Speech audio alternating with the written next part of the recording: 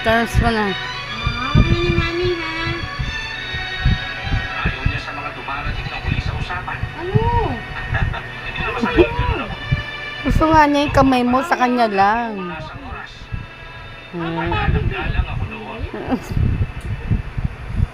Ang hawik kaya nga. Ano ba yun?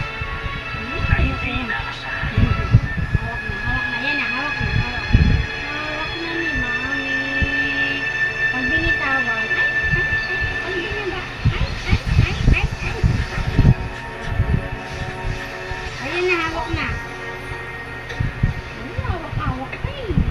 Hawak-hawak pa ni Mami. Pag hindi nahawakan, oh. Magandang umaga. Ano yung proposal? Mami, hawak, Magandang Mami. umaga o sinasabi mo lamang na magandang umaga? Kinukuha niya yung kamay mo. O baka nais mong sabihin ay magandang pakiramdam mo may partikular na umaga. Yan, hawak. O sinasabi mo lamang talaga na isa itong umaga na magandang maging mabuti. Yun naman pagkwentuhan ka sa akin. Lahat ng yun, sabay-sabay mo na rin. Ano ba yun? Nagagalit siya. Sandali lang, nak. Nangangawit na ako eh. Eh, kailangan ka. Gusto mo naman naghihawak. Sabi ko pala. Oo nga.